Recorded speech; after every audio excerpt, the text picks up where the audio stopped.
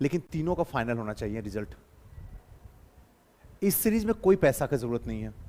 इस सीरीज, आइए आइए, इस सीरीज का बस एक ही टारगेट है, और सिंपल वो जो टारगेट है सिलेक्शन। इस सीरीज में उन इंसान को किसी भी हालत में हम अपने करीब नहीं आने देंगे जिनका मेंस पैदल है। पैदल का मतलब समझ में आया? एकदम चौपट है, उसको इस सीरीज में कहीं से दूर तक नहीं है, और उस पर मेहनत करना समय की बर्बादी, और वो अपनी जिंदगी के साथ मजाक कर रहे हैं। बीपीएससी का मतलब होता है मेंस स्ट्रांग। अगर वहां स्ट्रांग नहीं है तो आपका रिजल्ट इस जन्म में क्या सातों जन्म में नहीं होने वाला। सपना संजोते रहिए, हर साल सपना आपका तोड़ के चला जाएगा। पीटी हो के भी क्या कर लेगा, कभी क्यों नहीं सोचते इस बात को? शायद हम लोग आज जो यहां पे आए हैं, हो सकता है आज 7 लोग हैं, कल 17 लोग हो जाएंगे, फिर 27 लोग हो जाएंगे, है ना? यह सिलसिला बढ़ेगा, या फिर एकदम गांठ बांध लीजिए। लेकिन यहां वही आएगा जिसका मेंस स्ट्रांग होगा, दूसरा किसी को एंट्री यहां नहीं करने देंगे। रट्टू तोता वाले का तो गलती से एंट्री नहीं होगा यहां।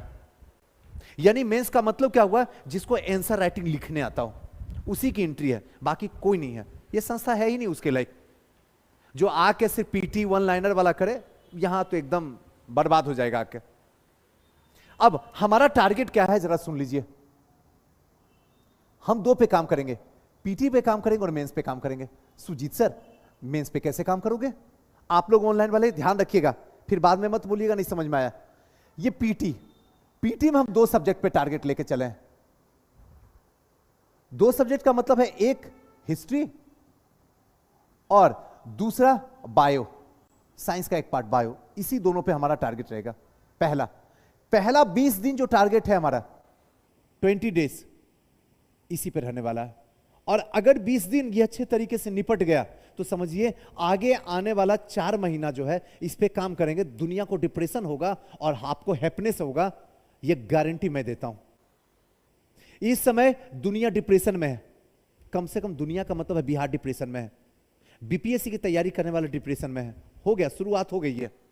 अगर उससे बचना है तो आपको ऐसे काम करना ही पड़ेगा, तभी डिप्रेशन आपकी जिंदगी से बाहर जाएगा, वरना आपको भी घेरने में देर नहीं करेगा। यह जीवन का अंतिम अटेम्प्ट है, इसके बाद जिंदगी रहेगी नहीं रहेगी पता नहीं, लेकिन इतना कंफर्म है 71वीं के लिए आप नहीं बने। यह गांठ बांध के अपने अंदर डाल दीजिए। अब मां बाप को मत सताइए, अब उनको क्रोध के बकवास मत कर दीजिए, उनके साथ बर्बाद नहीं कीजिए, उनके सपनों को जला मत दीजिए। इसीलिए इस सीरीज को आपके सामने लाया हूं। यहां पे इन दोनों टॉपिक में ये मेरे ऊपर डिपेंड पड़ता है कि मैं कौन सा टॉपिक आपको दूंगा, और वहां से मैं एक एक चीज को कंसेप्चुअल और फैक्चुअल दोनों रूप में मैं लूंगा। इसका टाइमिंग जो मैं रखूंगा वो टोटल 2.5 घंटे रखूंगा। 2.5 घंटा पूरा पीटी में दौड़ेगा।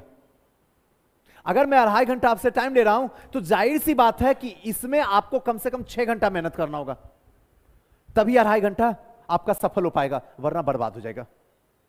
दूसरा आता है मेंस। क्या मेंस में जरूरी है जो इतना मेंस कर रहे हो पहले पीटी होगा तब ना?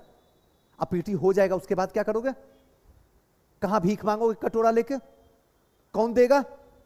लोग का इंटरव्यू हो जाता है तो लोग पूछने के लिए तैयार नहीं है इंटरव्यू कितने बार दियो, सीधा एक लाइन पूछता है रैंक आया। अगर दुनिया यही बात पूछ रही है तो आपको भी रैंक लाना होगा, और रैंक लाने के लिए इस मेंस को हमेशा कलेजे के पास रखना। जब तक ये मेंस आपके कलेजे के पास नहीं रहेगा तब तक आपका सिलेक्शन नहीं होगा जी, कोई रैंक नहीं आएगा, एसडीएम तो दूर का सपना। अब इसके लिए हमने क्या कर दिया, यहां 2 पार्ट कर दिया। 2 पार्ट का मतलब क्या? एक सब्जेक्ट उठाएंगे और एक उठाएंगे करंट अफेयर। एक सब्जेक्ट और एक करंट अफेयर। करंट अफेयर का मतलब क्या? एडिटोरियल। आपको एक एडिटोरियल का हम देंगे, कोई टॉपिक हम देंगे, आप यहां पे तैयार कर लीजिए उस टॉपिक को, जहां से तैयार करना, दुनिया के जिस साइड से तैयार करना वो आपके ऊपर है। और यहां से एक सब्जेक्ट रहेगा, फिर चाहे वो पॉलिटी हो सकता है, या फिर आपका हिस्ट्री हो सकता है, या फिर साइंस टेक। इसी तीनों में रहेगा एक। पूरी तरीके से कमर कसकर तैयार रहिए। अब जब यहां की बात आएगी तो ये वाला पार्ट जो रहेगा, ये तीनों जो पार्ट आपको हम दिए हैं, ये तीनों पार्ट किस में रहेगा? आपका ध्यान रखिएगा, आंसर राइटिंग का। आंसर राइटिंग ये हमारी आंखों के सामने चेक होगा और आपकी भी आंखें जो है आंसर राइटिंग पे रहेगा। ऐसे ही सामने मैं खड़ा रहूंगा, लाइव चलता रहेगा क्लास और यहीं पे चेक होगा कॉपी, और आपके सामने हम नंबर दे देंगे कितना नंबर आया। आंसर राइटिंग में क्या गलत हुआ, कैसे आप उसका इंट्रोडक्शन लिखे, कैसे बॉडी पार्ट लिखे, क्यों फॉर्मेटिंग नहीं लिखे, क्यों मैपिंग अपनी जरूरत लिखे, जरूरत से ज्यादा आपने कहानी क्यों लिखा, क्यों नहीं पॉइंट वाइज आंसर लिखे, कंक्लूजन क्यों बर्बाद हो गया आपका, सब यहीं पे होगा खुल्लम खुल्ला। अब आपको घर जाने की जरूरत नहीं है, साइड में कोई कॉपी नहीं चेक करेगा, आपकी आंखों के सामने आपके गुरुदेव चेक करेंगे कॉपी, और आपके आंखों के सामने आपको पता चल जाएगा हमारी औकात क्या है आंसर राइटिंग में। क्योंकि इसको जो है जब तक एसडीएम ना बन जाएंगे तब तक ही चलता रहेगा, अंतिम समय तक दुनिया पीटी पीटी के लिए चिल्लाएगा और आप आंसर राइटिंग के लिए चिल्लाइएगा। अब ये टाइमिंग जो हमारा पूरा रहेगा सिर्फ 1 आवर का, ओनली फॉर 1 आवर। बात रहा यहां एडिटोरियल का, आपको पता है ये एडिटोरियल जो है GS1, GS2 और AC, ये तीनों में काम कर जाएगा। अभी आपको पता नहीं है, पता चल ही जाएगा। अगर मैंने कोई टॉपिक दिया, फॉर द एग्जांपल पोल्यूशन का कोई टॉपिक दिया, जैसे ध्वनि प्रदूषण, अगर ध्वनि प्रदूषण दिया तो सारे एंगल से आपको करना होगा। मैं ध्वनि प्रदूषण यहां से दूंगा और यहां से आपको पूरा लेक्चर देने के लिए कहूंगा, जैसे कहूंगा सुमित जी आप इसमें समाज पे क्या प्रभाव पड़ रहा बताइए, यहां पे अमित जी इससे जो है कौन कौन सी बीमारियां हो रही है उसके बारे में बताइए। क्लियर है? यहां से आपको बोलूंगा कि ग्लोबल वार्मिंग में इसका क्या इफेक्ट है, यहां से बोलूंगा इसका समाधान क्या है। चौथा वहां से अमित जी को पूछ दूंगा, अमित जी बताइए साइंस टेक्नोलॉजी की वजह से ही ध्वनि प्रदूषण हो रहा है, और कमाल की बात यह है कि साइंस टेक्नोलॉजी के कारण ही ध्वनि प्रदूषण कम भी हो रहा है। आखिर इसके पीछे का रीजन क्या है समझाइए। सुन दिमाग, ये क्या कर दिया आपने। और टाइम लिमिट रहेगा, इस लिमिट टाइम में आपको बोल देना, टॉपिक दिया रहेगा, आप सारे एंगल से खंगाल लीजिए। क्या इसका राजनीतिक होगा, आर्थिक होगा, सामाजिक होगा, सांस्कृतिक होगा, धार्मिक होगा, सब पे कैसे प्रभाव पड़ेगा, और फाइनली इसका समाधान क्या होगा। एक समाधान जो साइंस टेक्नोलॉजी के द्वारा, और दूसरा समाधान सरकार इसके लिए क्या काम कर रही है, और तीसरा समाधान दुनिया इसके पीछे क्या काम कर रही है। ये तीनों का रिपोर्ट हमको चाहिए किसी भी हालत में, और साथ साथ में आगे इसका टारगेट क्या है।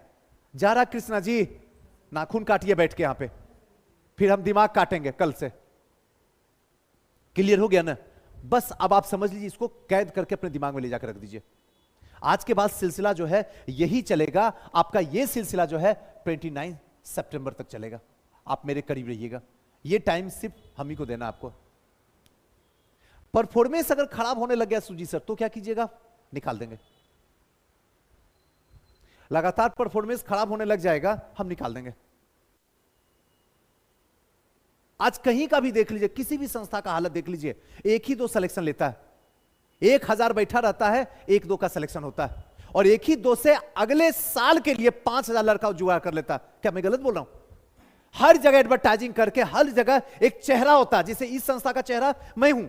सारे टीचर हैं, बहुत सारे टीचर हैं, सब अच्छे हैं, अपने स्तर से तो मैं अच्छे टीचर लाया हूं सब, लेकिन चेहरा कौन है? सिर्फ मैं हूं, बोलता मैं हूं, मेरी वजह से लड़का यहां पे पहुंच रहा। लड़का मेरा शकल देख के आ रहा, यहां आने के बाद उसको पता चलता है कौन से टीचर क्या पढ़ा रहे हैं। सिलेक्शन 1 को करवाता है और अगले 1 साल के लिए 5000 लड़का जुगाड़ कर लेता है। अगर वो कर रहा है तो क्या मैं नहीं कर सकता हूं? क्या मेरे अंदर काबिलियत नहीं है क्या? मेरी बात समझ में आ रहा है ना? इसीलिए ये जान जाइए, सबका सिलेक्शन नहीं होगा, होगा उसी का जो इस गहराई में डुबकी लगाएगा, जो अपने आप को भुला देगा, जिसको पता है कि अब मेरे पास कोई रास्ता नहीं है, डू और डाई, करो और मरो वाली नीति है। अब अगर मैंने समय बर्बाद कर दिया तो खुदा भी माफ नहीं कर सकता मुझे। अब आपके पास कुछ नहीं बचा हुआ है, और अगर आपसे शिकायत नहीं करना चाहते हैं खुद से, तो आपको मेरे पास आना होगा। गलती होगी, पनिशमेंट होगा, सजा है, और उस सजा से आपको 2-4 होना ही पड़ेगा। जैसे जैसे समय बदलता जाएगा, 1 महीने के अंदर आपका पूरा का पूरा मेंस क्लियर हो जाएगा, उसके बाद तो समय मिलेगा। उसके बाद जो समय आपको मैं इस समय 3 से 4 घंटा दे रहा हूं, एक टाइम ऐसा आ जाएगा, हो सकता 12 घंटा मैं टाइम दूं आपको। क्योंकि अगले साल के लिए अगर मुझे इस संस्था को आगे बढ़ाना है तो मुझे बच्चे को 15 घंटा टाइम देना होगा। उसके बाद तो कोई जोड़ा नहीं रहेगा जी मार्केट में, अपना संस्था का कोई जोड़ा ही नहीं रहेगा, भीड़ नहीं बैठेगा, लेकिन जो भी बैठेगा वो एसडीएम ही बैठेगा, ये गारंटी है। और उसके लिए हम कुछ भी करने के लिए तैयार हैं। बाकी आप लोग अपना अपना डिसाइड कर लीजिए आप क्या करने के लिए तैयार हैं। यही मेरा है रूटीन। ऑनलाइन वाले जो आप लोग को समस्या होती है कि सुजी सर क्या है नहीं है, आप ये सुन लीजिए, यही टाइमिंग रहेगा, एकदम 6 बजेगा घड़ी में एकदम लाइव आ जाएंगे हम। क्लियर हो?